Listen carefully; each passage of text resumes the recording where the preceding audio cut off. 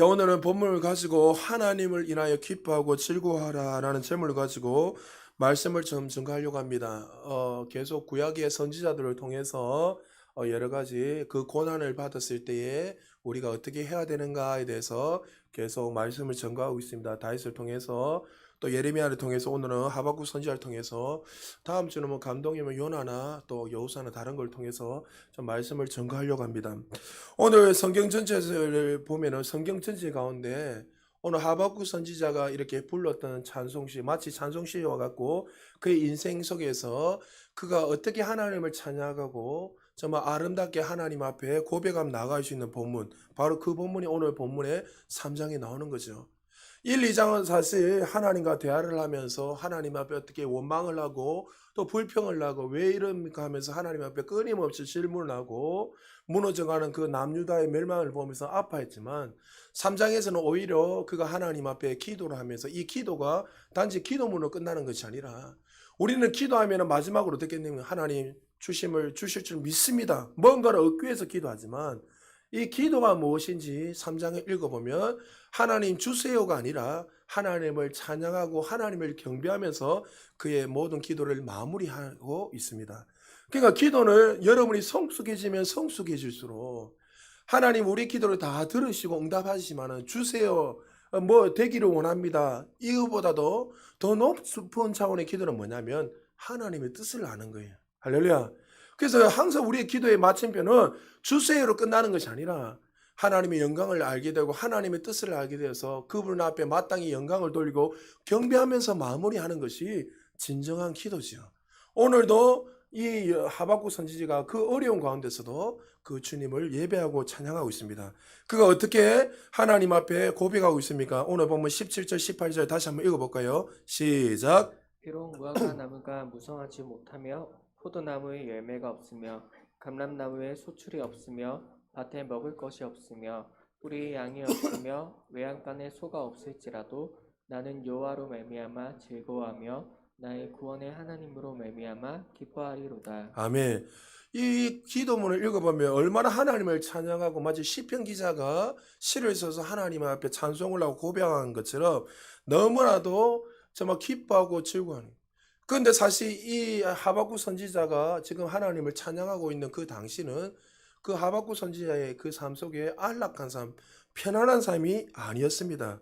너무나 고통스러운 시대를 살아가고 있었고 그 시대에는 말로 표현할 수 없을 만큼 아픔이 있었고 상처가 있었던 시대가 바로 하박국 선지자가 살았던 시대였습니다. 그가 얼마나 힘들었는지 16절에서 그 당시의 시대적 배경을 자기가 이렇게 고백하고 있습니다. 우리 16절 같이 읽습니다. 시작. 내가 들었으므로 내 창자가 흔들렸고 그 목소리로 말미암아 내 입술이 떨렸도다. 무리가 우리를 치러 올라오는 환난 날을 내가 기다림으로 썩이는 것이 내 뼈에 들어왔으며 내 몸은 내 처소에서 떨리는도다.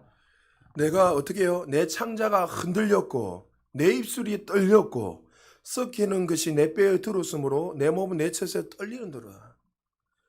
얼마나 고통스러운지 자기 뼈가 녹을 정도로 삶 자체가 순간순간마다 두렵고 떨림으로 그는 오히려 하나님 앞에 고백하고 있지만 그 당시 상황은 그렇게 말로 표현할 수 없는 고통 가운데 있었습니다.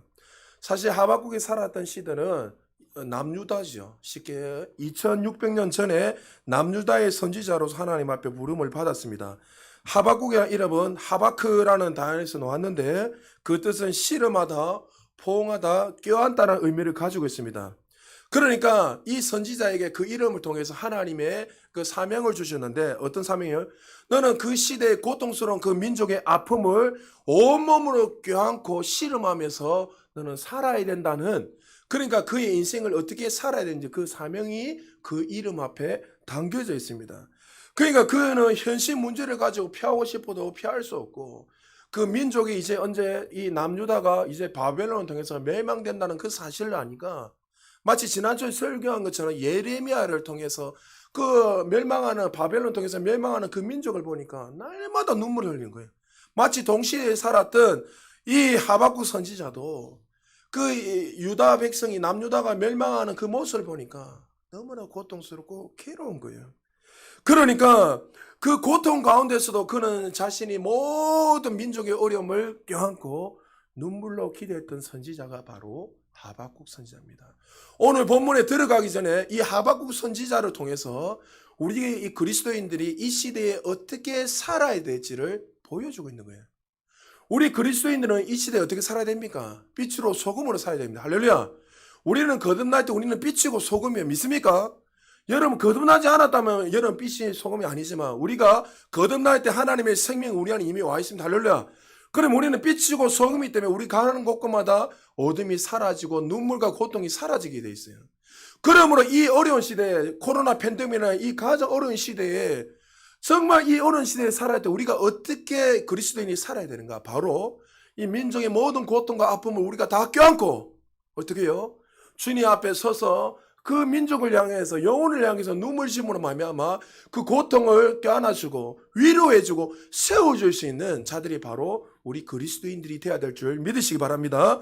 한국 기독교 역사에 그리스도인들이 세상에서 인정받은 계기가 수없이 많이 있지만 대표적인 계기가 바로 3.1 운동이 때였습니다. 3.1 운동 때 여러분 33명의 지도자 중에 16명이 그리스도인이었습니다. 당시 만세운동을 가담했다가 기소된 사람들이 7,835명이었는데 그 가운데 약 20% 1,719명이 그리스도인이었습니다. 당시 기독교인들은 20만 명이었습니다. 우리 한국 인구가 한 2천만 명 되었는데 한 1% 정도가 그리스도인이었습니다.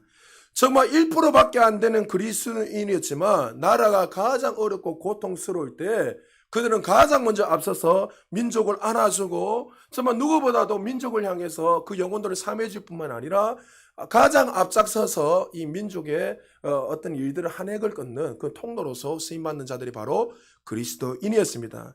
그러니까 코로나 팬데믹 인하여 나라가 어렵고 정말 선교지가 너무나 많이 어려운 가운데 있을 때 이럴 때 우리 부산 지적회가 가장 먼저 해야 될 것이 뭐냐면 무언가를 얻으려고 노력을 애쓰는 것이 아니라 정말 선교지나 많이 고통당하고 괴로운 가운데 있는 자들에게 위로해 주시고 그들의 영혼들을 막 사매어 주심으로 말미암아 하나님 사랑을 증거해야 돼요. 제가 주변에 많은 사람들을 상담을 하고 또 많은 사람들을 만나보면 지금 너무나 고통 가운데 살아가는 사람들이 많이 있습니다. 그리스도 교회 안에도 있고 교회 밖에도 있고 말할 수 없는 그런 고통 가운데 고난 가운데 돈도 많이 벌어도 그 가운데 정말 괴로워하고 고통하면서 내가 어떻게 살아야 될지 그 안에 우울증 때문에 또 불안장애 때문에 두려움 때문에 다양한 하나님을 만나지 못함으로 말미암아 그 인생 속에서 하루하루 내가 뭘 먹고 살아야 되지 사람들이 볼 때는 너무나 돈이 많고 풍요하다고 생각하지만 그 영혼은 지금 더 목말라고 고통스러워 있으니까 약을 먹어봐도 안 되는 거예요. 그럴 때 우리가 해야 될 건 뭐죠? 그들에게 빛 대신 예수 그리스도를 증거해야 돼요. 할렐루야. 여러분 북한도 마찬가지고 그 어둠 가운데 있는 사람들을 바꿀 수 있는 방법은요 복음밖에 없어요. 물질이 더 많이 부어진다고 해서 그 인생이 바뀌는 게 아니에요. 물질을 더 많이 가지면 가질수록 더 높은 자리에 올라가면 올라갈수록 좋은 대학을 들어가고 또 좋은 직장을 들어가면 들어갈수록 그게 끝나는 것이 아니라 행복이 아니라 어떻게 해요? 더 높은 자리에 올라갈수록 또 그것을 지키기 위해서 몸부림치고 또 내일을 어떻게 살아요? 끊임없이 그들은 다람쥐 책방이처럼 반복적으로 그리 살아간단 말이죠. 그런 삶 가운데 우리가 진정으로 뭘 해야 되냐면 마치 오늘 하박국 선지자처럼 그들의 고통과 아픔과 그들의 어려움을 싸매어주고 예수 그리스도의 이 진리의 복음을 증거함으로 말미암아 그들의 삶 속에 진정한 행복이 무엇인지 우리는 전해야 될 줄 믿습니다. 하박국 선지자가 활동한 시대는 남유다 여호와기 왕 시대였습니다. 여호와기는 하나님을 등지고 배척하며 살았던 악한 왕 중에 악한 왕이었습니다.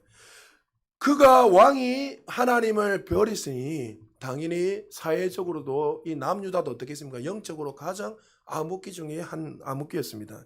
그러니까 대내외적으로 전부 다 고통스러워요. 안으로는 하나님을 싫어버리고 영적으로 정말 불순종하며 우상을 섬기며 살았고 밖으로는 바벨론이 이제 달려와서 그들을 멸망시키려고 하니까 그들은 말로 표현할 수 없는 밖으로 안으로 다 고통 가운데 있었단 말이죠.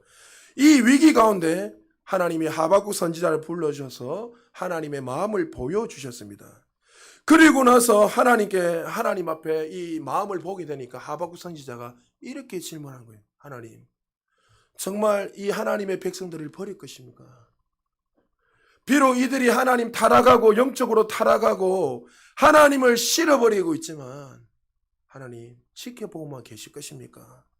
하나님의 백성이고 아브라함 통해서 하나님이 그들을 정말 누구보다 높이시고 하나님 영광을 드러낸다고 하였는데 이들이 단지 범죄했다는 이유만으로 이들을 멸망시킬 것입니까? 하나님 앞에 하박국 선지자가 계속 질문을 하고 고백을 하고 있습니다. 1장 2절에 이렇게 말하고 있습니다. 우리 같이 한번 읽어볼까요? 시작. 여호와여, 내가 부르짖어도 주께서 듣지 아니하시니 어느 때까지일까? 내가 강포로 말미암아 외쳐도 주께서 구원하지 아니하시나이다. 하나님, 내가 이렇게 간절하게 부르짖고 외치고 있는데 마치 하나님이 없는 것처럼 왜 듣지 않으십니까?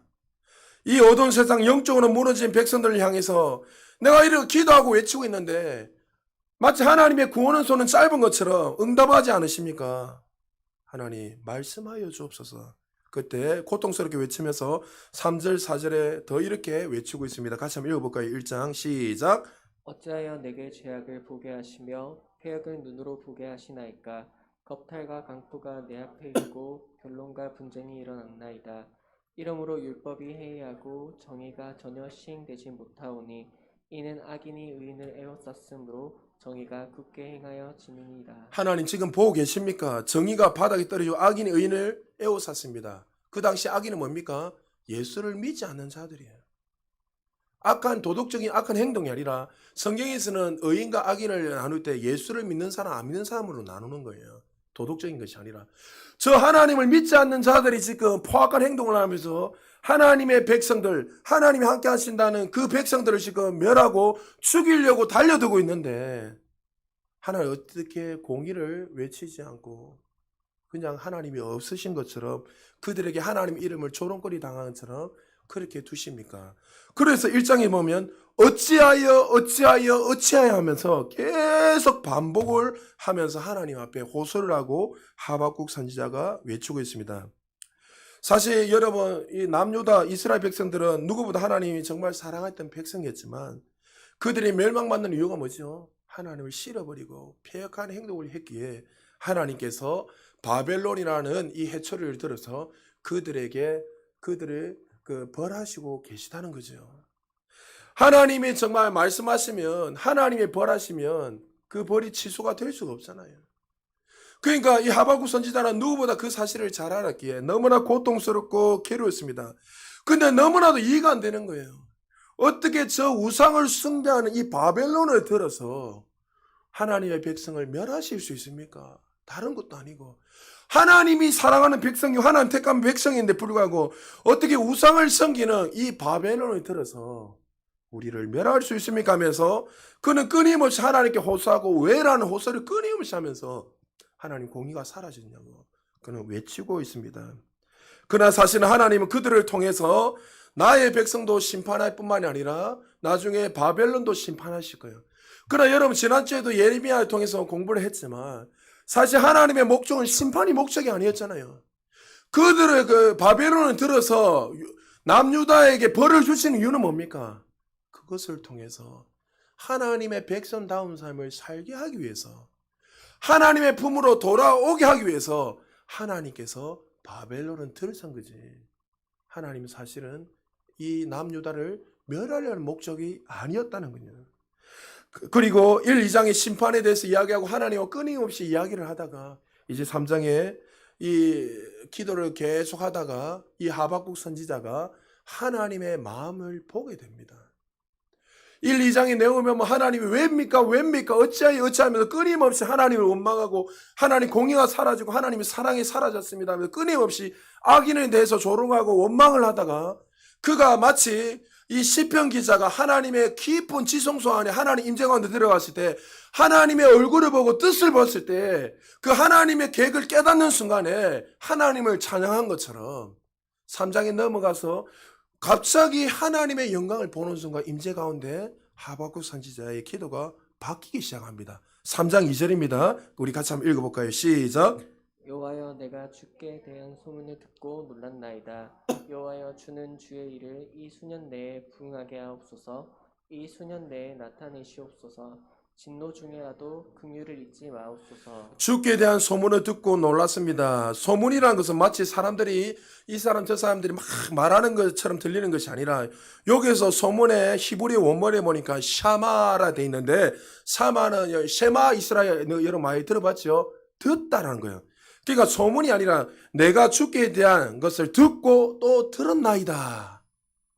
하나님의 뜻이 무엇인지 내가 듣고 또 들어서 그 놀랐나이다 하는데 놀랐다 히브리 단어에 보니까 야레라고 하는데 야레는 뭐냐면 경외하다, 경배하다는 거예요. 그가 하나님의 뜻을 모를 때는 하나님을 원망하고 마치 하나님이 없는 것처럼 자꾸만 그렇게 기도를 하는데 하나님의 임재가 들어가 하나님의 뜻을 아는 순간 내가 듣고 들어보니까 하나님의 뜻이 무엇인지 알게 되니까 오히려 어떻게 해요? 하나님 앞에 원망하는 것이 아니라 내가 하나님을 높이고 하나님을 경배하게 되었습니다. 무엇입니까? 무엇을 들었지요? 하나님이 단지 남유다를 멸망하시기 위한 목적이 아니고 남유다가 나중에 멸망하시겠지만 그리고 또 바벨론도 멸망시키겠지만 하나님 이것을 통해서 어떻게 해요? 다시 이스라엘을 세우신다는 것을 깨닫게 되었다는 거죠. 그래서 여러분들은 늘 기도하고 난 후에 제가 늘 말씀드리잖아요. 여러분의 것을 부르짖고 외치고 난 후에 항상 하나님 음성을 듣고 가세요. 할렐루야. 하나님 말씀하시려면 그냥 일하고 가버려요 그냥. 그러니까 우리는 항상 늘 중요한 게 뭐냐? 듣는 훈련을 해야 돼요. 솔로몬이 어떻게 했죠? 하나님이 너 손 들어줄게 뭐 들어줄고 하는 게 뭐랬습니까? 하나님 잘 듣는 마음 주옵소서. 듣는 마음을 달라 했어요. 하나님의 음성을 내가 듣기를 원합니다. 백성들의 그 말을 잘 들어서 그들을 바르게 분별하고 바른 것을 이렇게 심판할 수 있도록 재판할 수 있도록 하나님 나에게 지혜를 주옵소서. 그러니까 여러분 진정한 지혜는 하나님의 말씀을 잘 듣는 거예요. 할렐루야. 들을 때 지혜가 부어지고 통찰력이 생기는 거예요. 그러니까 여러분들 꼭 넘어지고 실패하고 그 어떤 삶 속에서 계속 그 자리에 머물리는 사람 대표적인 사람 보면요. 듣지를 않아요. 말을 하면 어떻습니까? 내 다 안다. 끝이에요. 솔로몬이 최고의 지혜를 가졌지만 어떻게 해요? 항상 하나님 앞에 어린아이 마음으로 들은 거예요. 지금 하박국 선지자가 하나님 음성을 듣지 못할 때는 하나님 왜입니까? 왜입니까? 끊임없이 질문하다가 내가 하나님 음성을 듣고 또 듣고 계속 들으니까 하나님 뜻이 무엇인지 아니까 오히려 어떻게 해요? 두 손을 높여서 하나님을 경배하고 하나님을 찬양하고 있더란 거죠. 하박국 선지자 살았던 시대에 동시대에 살았던 이 선지자 지난주에 공부했던 누구죠? 예레미야가 그 하나님의 그 뜻을 깨닫고 어떻게 고백합니까? 예레미야 애가 3장 33절 같이 한번 읽어볼까요? 시작. 주께서 인생으로 고생하게 하시며 근심하게 하심은 본심이 아니시라. 할렐루야. 하나님의 뜻은 하나님의 고난을 우리에게 허락하시는 거잖아요. 하나님의 뜻, 본 뜻은 우리를 멸망시키는 게 아니에요. 고난을 허락하신 이유는 뭐냐면 그 고난을 통해서 우리를 멸하시고 죽이고 망하게 하는 것이 아니라 그 고난을 통해서 어떻게 해요? 하나님의 그 뜻을 깨닫고 네가 잘못된 길을 가지 말고 하나님 품 안에서 나만 살면서 네가 더 좋은 길로 가기 위해서 회복하시고 하나님이 온전한 길로 세우기 위해서 고난을 허락하시는 거예요. 할렐루야. 그래서 믿음의 선진들은 그것을 다 깨닫고 그 고난 가운데서도 하나님 앞에 날마다 감사할 수 있다는 거예요. 여러분 혹시 여러분 가운데 고난을 허락을 받아서 고난 가운데 있습니까? 마치 불면의 바람을 보내고 그 긴 터널 가운데 갇혀서 앞이 보이지 않고 마치 빛이 안 보일 정도로 그렇게 긴 터널을 헤매고 있는 분들이 있습니까? 그러나 여러분 그 고난 너머에는 하나님의 그 영광의 빛이 있다는 사실을 믿으시기 바랍니다. 그것이 믿어져야지 그것이 고난이 아니라 기쁨이 될 수 있습니다. 예레미야도 믿었고 하박국 선지자도 그 사실을 깨닫고 하나님의 마음을 알게 되니까 오히려 그걸 통해서 하나님이 나와 함께 하기를 원하시고 더 좋은 것을 주기를 원하시는 좋으신 하나님을 깨닫는 순간 하나님을 찬양하고 예배하게 되었다는 거죠. 여러분 코로나 팬데믹이 2년 가까이 지속되면서 수많은 사람들이 이렇게 이야기합니다. 하나님이 우리를 버리셨다. 하나님이 진노하셨다. 하나님이 벌 주셨다. 별의별 이야기가 다 나옵니다. 그러나 여러분 이 이야기를 다 떠나서 하나님이 만약에 코로나 팬데믹을 우리에게 허락하셨다면 여러분, 그 팬데믹을 통해서 우리를 멸하시고 죽이려는 것이 아니잖아요. 그것을 허락한 이유가 뭘까요? 그것을 통해서 우리가 얼마나 연약한 자인 것을 깨닫고 우리가 하나님이 없이는 살아갈 수 없는 존재를 깨닫고 오히려 그것을 통해서 하나님을 더 의지하기를 원하는 그 본심을 알기를 원하는 거예요. 할렐루야. 그것을 깨달을 때 이 코로나 팬데믹이 고통이 고난이 아니라 오히려 어떻게 해요? 기쁨이고 감사로 걸어갈 수 있는 거예요. 많은 사람들은 똑같은 것을 보려고 하지 않고 어떤 사람은 어떤 사물이 이렇게 받더라도 어떤 사람은 이 물을 보고 이렇게 하잖아. 어떤 사람은 이 물을 보면서 이 컵이 한 잔 물이 이거밖에 안 남았네. 어떤 사람은 어떻게 해요? 아직도 마실 물이 많이 남아있는데. 똑같은 상황 속에서 여전히 불평하고 원망하는 사람이 있고 반대로 똑같은 상황 속에서 하나님을 찬양하고 예배할 수 있는 사람들. 여러분, 하나님은 우리에게 지금 이 고난의 해석을 우리의 아픔의 해석을 새롭게 하기를 원하시는 거예요. 하나님의 목적은 주께서 인생에 고생하게 하시고 근심하게 하시는 것이 본심이 아니라는 사실을 믿으시기 바랍니다. 하나님은 우리가 백성다운 삶을 살기를 원하고 하나님이 주신 더 좋은 축복의 길을 누리며 살기를 원한 것이 하나님의 목적이고 본심이라는 사실을 믿으시기 바랍니다. 하박국 선지자가 다시 한번 3장 2절 우리 같이 한번 읽어볼까요? 시작. 여호와여 내가 주께 대한 소문을 듣고 놀랐나이다. 여호와여 주는 주의 일을 이 수년 내에 부응하게 하옵소서. 이 수년 내에 나타내시옵소서. 진노 중에서라도 긍휼을 잊지 마옵소서. 사실 하박국 3장 2절 이 말씀을 가지고 많은 사람들이 교회 표를 세워놓고 주여 수년 내에 우리 교회를 부흥케 하옵소서 이렇게 하지만 사실 이거는 부흥의 내용이 아니에요. 심판이 내용 심판. 그 성도님들이 성경을 잘 읽어야 되는 게 사실 지금 하나님이 지금 이 이스라엘 백성 심판하는 내용이에요. 그렇지만 우리가 좀 더 들어가면 사실 이 심판을 통해서 회복되는 건 있지만 맞죠? 그러나 원래는 이 심판이 원래 목적이에요. 그러나 이 심판을 통해서 어떻게 해요? 그들을 새롭게 회복하시겠다는 하나님의 본심이 그에게 담겨 있다는 거죠.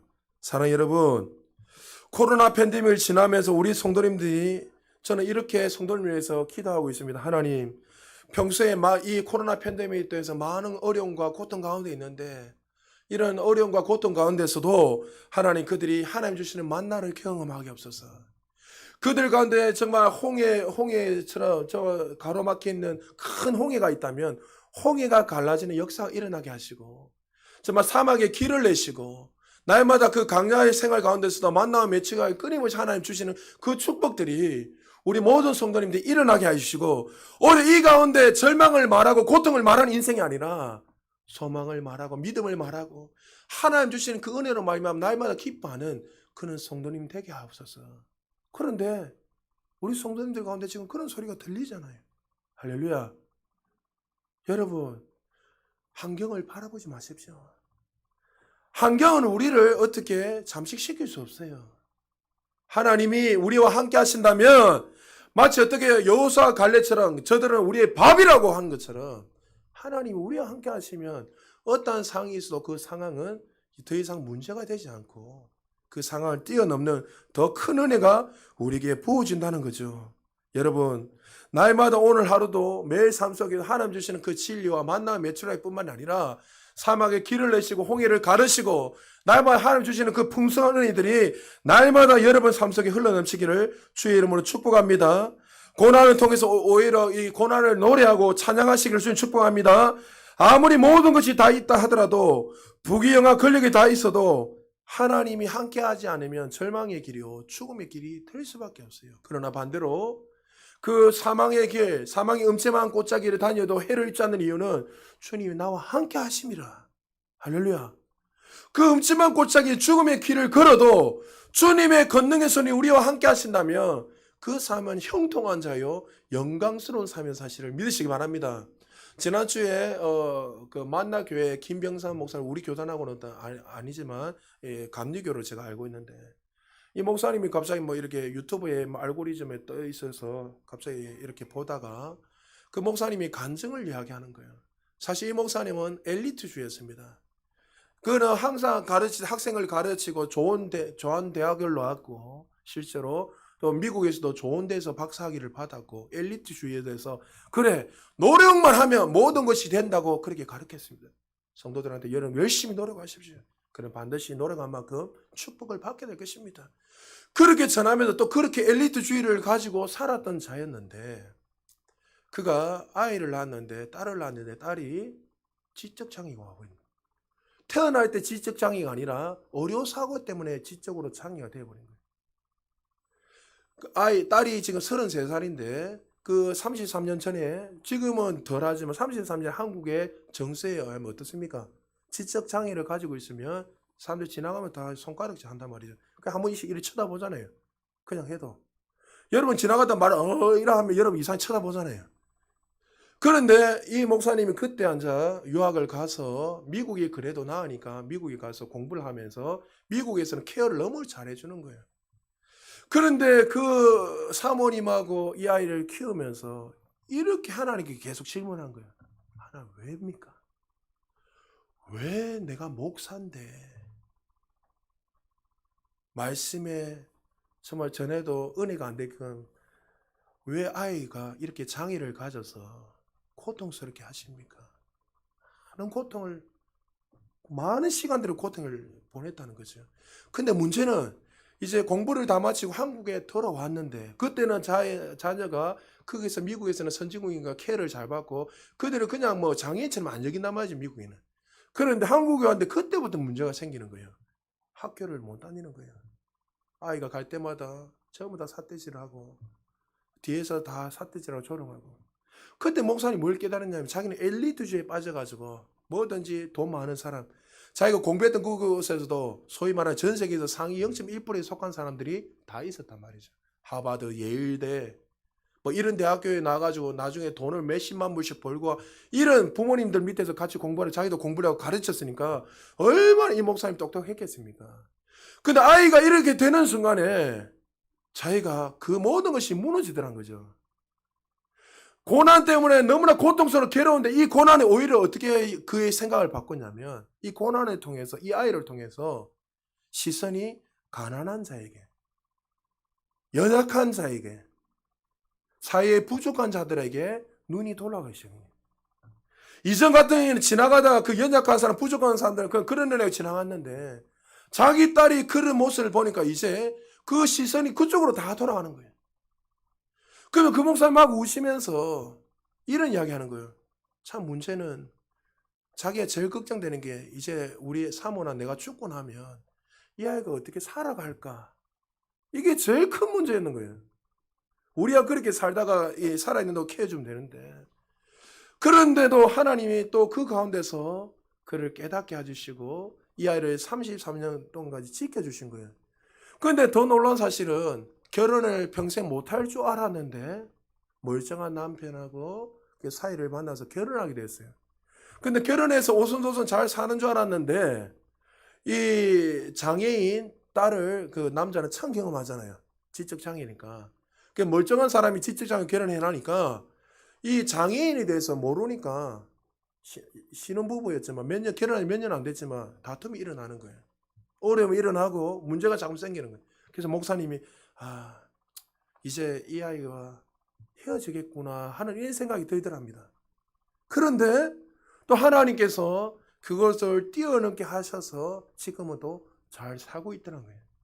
그러면서 이 목사님이 하시는 말씀이 뭐냐면 참 이 고난 때문에 이 고통 때문에 하나님은 원망한 시간들이 참 많이 있었지만 그러나 이 고난 가운데 오히려 하나님이 나와 함께 해주셔서 하나님의 마음을 보게 하시고 또 하나님께서 나를 성장시켜 주셔서 정말 보지 못한 것을 보게 하시고 느끼지 못한 것을 느끼게 하셔서 나를 여기까지 인도하여 주심에 너무나 감사합니다 하면서 그는 요셉을 참 좋아한다는 거예요.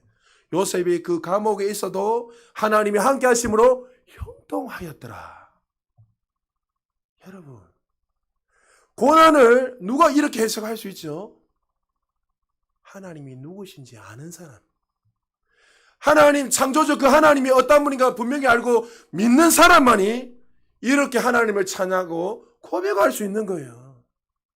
여러분 하박국 선지자가 3장 2절에 이 고난 가운데 그 하나님을 바라보면서 눈물을 흘리면서 이렇게 고백하고 있습니다. 하나님 앞에. 우리 같이 한번 읽어볼까요? 시작. 여호와여 내가 주께 대한 소문을 듣고 놀랐나이다. 여호와여 주는 주의 일을 이 수년 내에 부응하게 하옵소서. 이 수년 내에 나타내시옵소서. 진노 중에라도 긍휼을 잊지 마옵소서. 진노 중에도 긍휼을 잊지 마옵소서. 하나님, 우리가 행한 삶을 보면 마땅히 멸망받아 죽어야 죄인들이었지만 유다 민족을 보면 우상을 섬기고 하나님을 싫어버리고 외면하고 자신의 소견대로 살았던 자들이고 영원히 죽을 수밖에 없는 자들이었지만, 그러나 하나님 뜻은 그것이 아닌지 알기에 하나님 그 진노 중에도 하나님의 그 긍휼하심, 하나님의 자비와 그 사랑을 나타내어서서 하면서 하박국 선지자는 그 주님을 바라보고 고백하고 있다는 거죠. 여러분, 하나님이 이런 분이세요. 진노 중에도 우리를 버리지 않으시고 여전히 우리를 더 좋은 길로 인도하시는 하나님이 우리 아버지인 것을 믿으시기 바랍니다. 할렐루야. 여러분, 고난 가운데 주님이 누구신지 바라보지 못하면 반드시 두 종류의 인생으로 살아가는 거예요. 내가 주인이 되어서 살아가는가, 아니면 하나님이 주인이 되어서 사는가. 하나님이 주인이 되어서 살아가는 그 인생은 어떠한 상황이와도 상황을 해석이 달라지는 거예요. 하나님 하실 수 있기 때문에.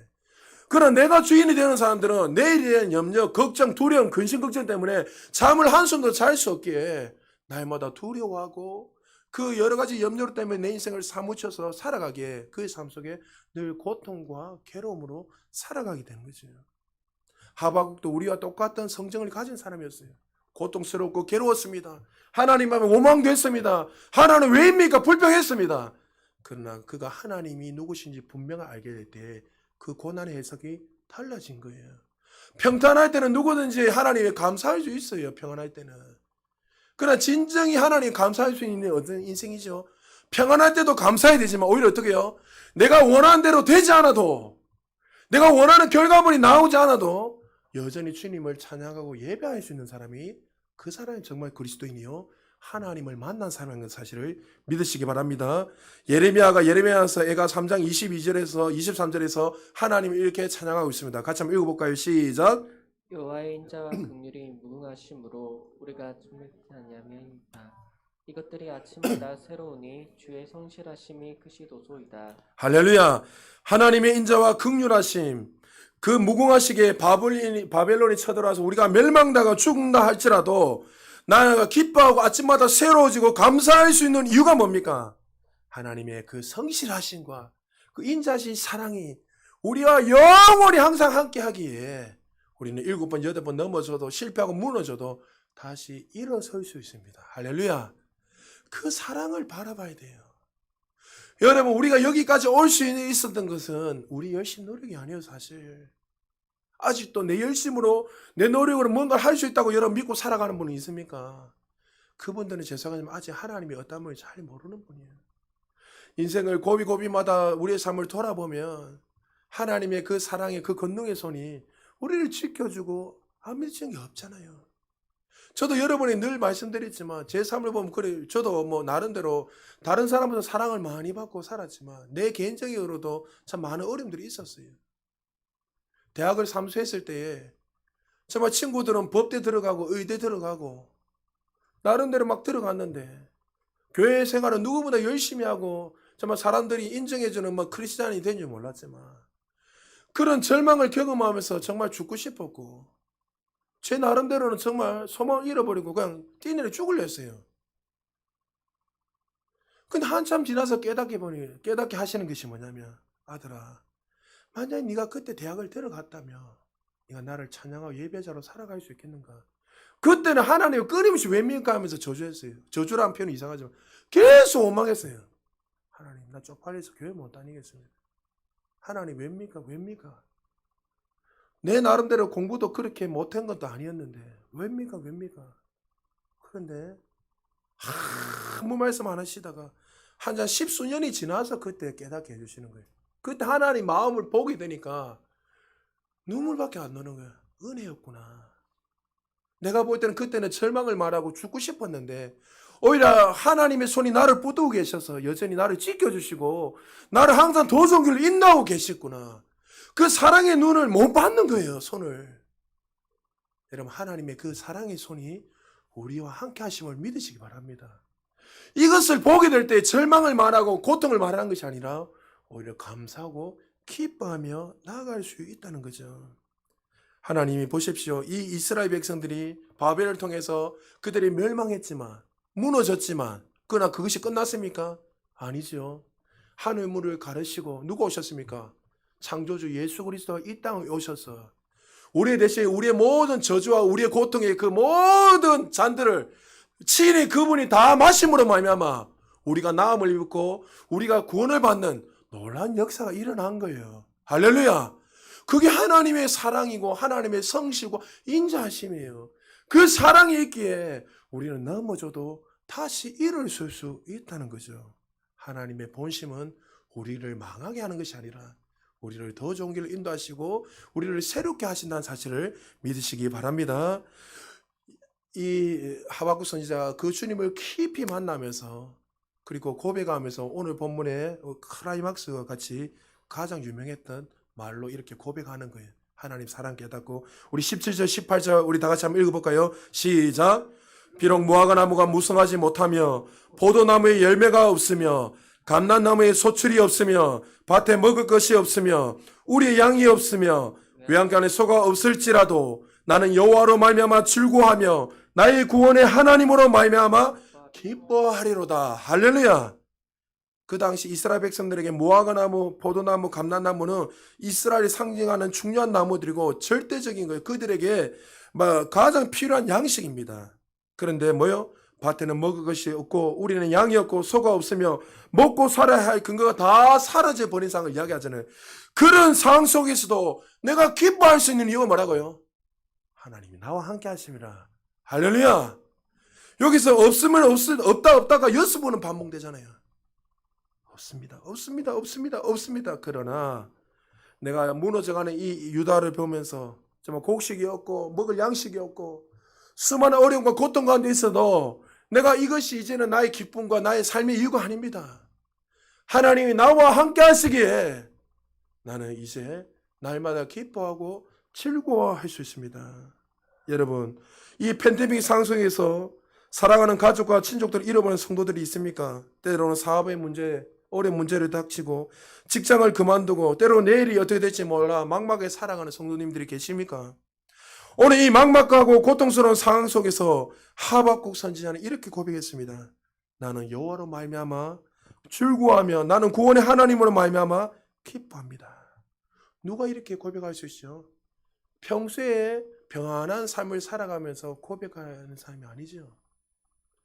평소에는 평안할 때는 누구든지 쉽게 고백할 수 있단 말이죠. 그러나 생존 자체가 끊어져 버리고 최고의 고통 가운데 있는, 다시 말해서 이 18절의 고백은 17절이 아는 사람이 이루어지는 거예요. 17절에 뭡니까? 비록 무화과 나무, 무화과 나무 없어도 내가 이것을 내 만족을 누리며 살아가는 인생이 아니라 하나님이 나의 삶의 이유시고 하나님이 나의 창조자아버지시고 하나님 나의 구원자시고 하나님이 나의 모든 인생의 삶의 이유란 걸 깨달은 자 말이 이런 상황이 있어도 고백할 수 있는 거예요. 할렐루야. 여러분, 주님 만나셨습니까?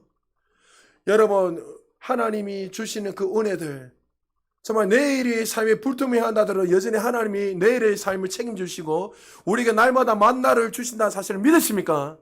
그렇다면 여러분, 주님 만난 인생이에요. 그러면 그 인생은 날마다 풍성한 은혜가 흘러넘칠 거예요. 만나는 어떤 시금석을 했습니까? 하나님 만난 사람, 실제 내일이 하나님 주신다는 은혜를 주신다는 사실을 믿는 사람이 오늘의 만나를 날마다 감사함으로 먹으며 살아갈 수 있는 거예요. 그래서 내일의 염려가 일어나지 않는 거예요. 하나님 오늘의 은혜 날마다 주시는 걸 믿기에 내일도 기쁨으로 아침에 일어날 때 창문을 열면서 기뻐하고 즐거워하면서 시작할 수 있는 거예요. 여러분, 이스라엘 백성들은 그것을 나중에 깨달았고 오늘 하박국 선지자가 깨달았고 예레미야 선지자가 깨달았습니다.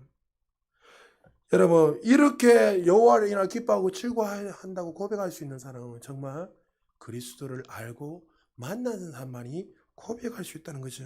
하나님 누구신지 분명히 알고 그분이 나의 주님으로 모시고 사랑하는 자만이 이런 고백을 하는 거예요. 여러분, 사도 바울이 로마서 5장 3절에 보면 이렇게 고백합니다. 우리가 환난 중에서 즐거워한다. 그가 지금 감옥에서 죽음을 두고 있는데도 이 환난 가운데서 자기는 기뻐하고 있어요. 그리고 시편 기자가 시편 119편 71절에 고난당한 것이 내가 유익이라. 여러분, 고난받는 게 어떻게 유익이 될 수 있습니까? 근데 그 고난을 통해서 어떻게 해요? 하나님을 더 알게 되고 하나님의 사랑을 깨닫게 되고 하나님의 뜻은 우리를 멸망시키고 죽이는 것이 아니라 고통을 주는 것이 아니라 그 고난의 허락을 통해서 오히려 나를 더 영광스러운 삶을 살게 하시고 도정결로 인도하시는 좋으신 하나님을 깨닫게 되니까 하나님 이 고난이 나에게는 기쁨입니다. 감사합니다. 감격이면 살아가는 거예요. 하나님을 아는 사람들은 고난의 해석이 달라지는 거예요. 할렐루야.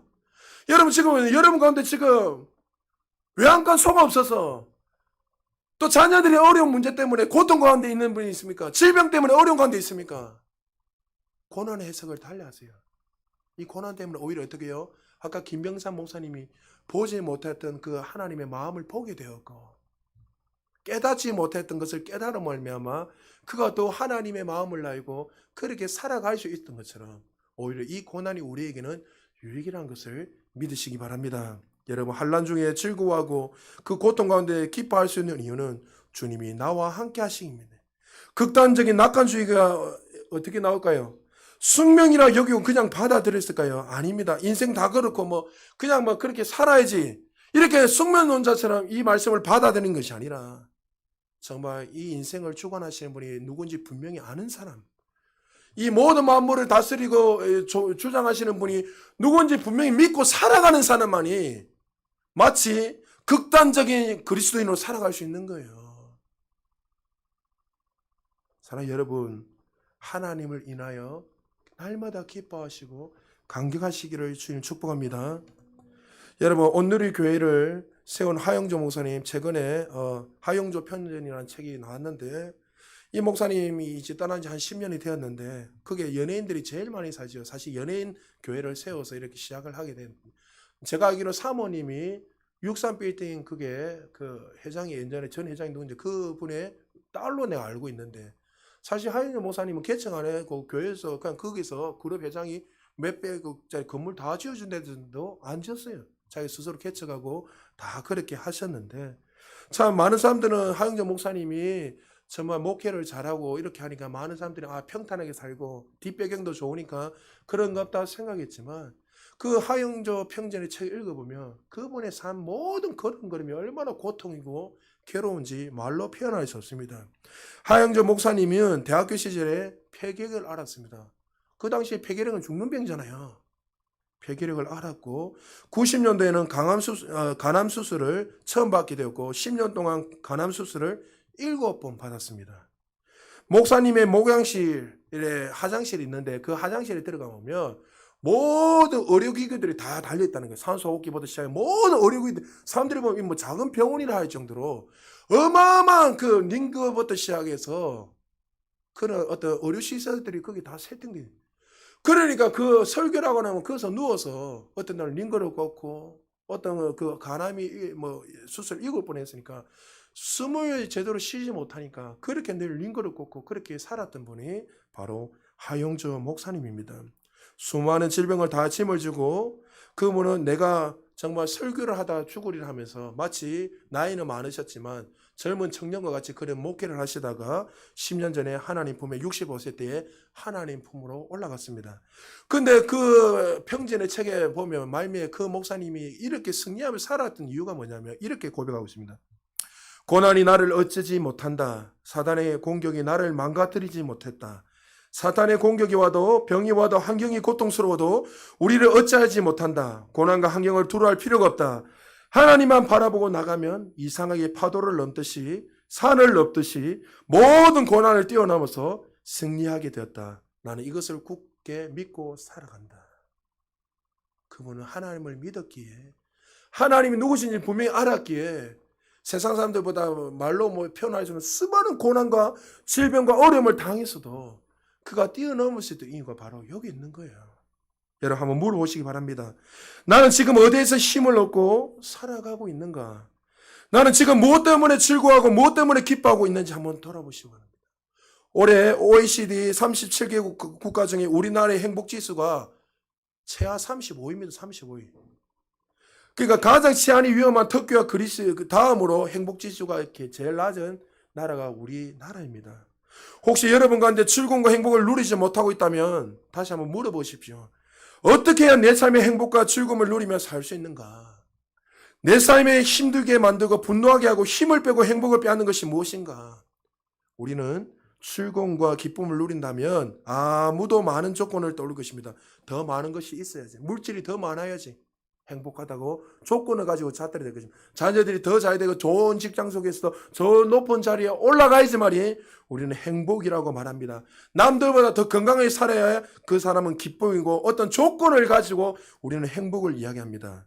이런 조건들은 아무리 이루어진다고 해도 상대적일 것이고 결국엔 연약해질 것이고 우리를 끝까지 지탱해주지 못한다는 것은 우리는 누구보다도 잘하고 있습니다. 오늘 하박국 선지자는 이런 것으로 참된 기쁨과 행복을 누릴 수 없다고 말하면서 이런 조건들이 우리에게 진정한 행복이 아니라고 말합니다. 인생을 살다 보면 내가 원하는 대로 펼쳐지지 않을 때도 있습니다. 우리 인생은 굴곡까지 끊임없이 업다운이 끊임없이 일어나는데 이런 업다운이 끊임없이 있을 때에 우리는 무엇을 바라보는가, 무엇을 믿는가에 따라서 인생이 결정이 나는 거예요.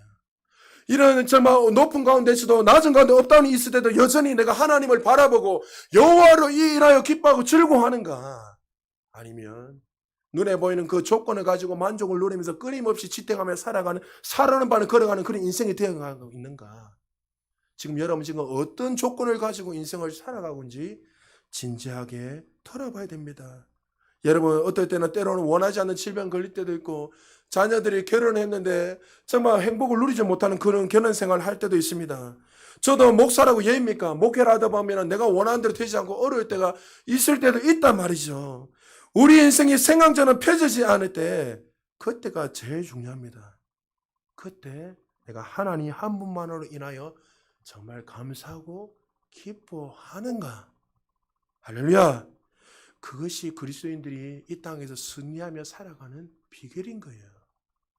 지금 여러분의 눈은 어디에 초점을 두고 살아갑니까? 여러분, 바울과 실라가 복음을 전하러 감옥에 갇혔을 때도 바울이 뭐랍니까? 성도님들이여 걱정하지 마십시오. 기뻐하십시오. 다시 말하니 기뻐하시고 감사하십시오. 어떻게 그렇게 나올 수 있죠? 하나님을 만난 사람이에요. 하나님이 누구신지 아는 사람이에요. 주는 그리스도 살아계신 하나님의 아들이고 창조주 구원자인 것을 아는 사람, 나의 인생의 삶의 이유시고 나의 모든 인생을 주관하시는 분이 창조주 하나님을 알고 믿는 사람만이 그 죽음의 고통 가운데서도 기뻐하고 감사할 수 있는 거예요. 여러분 그 상황을 바라보지 마시고 그 환경을 주장하시는 하나님을 바라보고 감사하시기를 주님 축복합니다. 하박국 선지자가 이렇게 고백했을 때 결론입니다. 19절에 어떻게 고백하고 있지요? 마무리합니다. 같이 읽습니다. 시작. 힘이시라 나의 발을 사슴과 같게 하사 나로 나의 높은 곳에 다니게 하시리로다. 이 노래는 지휘하는 사람이 위하여 내 수금에 맞춘 것이니라. 할렐루야. 무화과 나무 잎이 마르고 포도 열매가 없어도 감람나무 소출이 없고 밭에 먹을 것이 없고 우리의 양이 없고 소가 없어 내 삶의 모든 중심이 되는 삶의 이유가 모든 것이 사라져도 나는 여호와 하나님 인하여 기뻐하고 즐거워하리라. 왜요? 주님이 나의 힘이시기 때문에. 할렐루야. 주님이 나의 능력 되시기 때문에. 할렐루야. 그렇기 때문에 우리는 그걸 인하여 기뻐하고 즐거워할 수 있는 거예요. 여러분 안에 계시는 그 하나님을 더 깊이 묵상하고 더 그분을 의지하며 의지할수록 세상의 문제는 점점 작아질 것이에요. 그러나 반대로 그 내 안에 계신 그 하나님을 바라보지 않고 세상을 계속 더 묵상하고 바라보면 바라볼수록 하나님의 역사는 더 제한되고 하나님은 점점 우리 삶에 사라질 것이고 오히려 눈에 보이는 그것들이 더 큰 산이 되어서 우리를 숨을 쉬지 못하게 만들 것이에요. 사랑하는 여러분, 여러분의 삶 가운데 무화과 잎이 마르고 포도는 열매가 없고 소출이 없고 또 여러분 가운데 우리의 양이 없어도 불변의 밤을 보낸다 할지라도 오늘 이 하박국 선지자가 노래하며 찬양한 것처럼 하나님 그렇습니다. 그 상황을 바라보는 것이 아니라 나는 하나님의 힘으로 하나님이 주시는 그 은혜로 내가 날마다 기뻐하며 감사하며 살아가겠습니다. 여러분 오늘도 이 말씀을 여러분 인생의 가슴에 깊이 새기시고 한 주 동안 살아갈 때도 이런 상황이 올 때 상황을 바라보지 말고 오늘 고백처럼 따라합시다.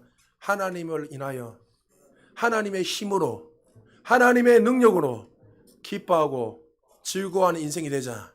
할렐루야. 그렇게 승리하며 살아가는 저와 여러분 되시기를 주의 이름으로 축복합니다.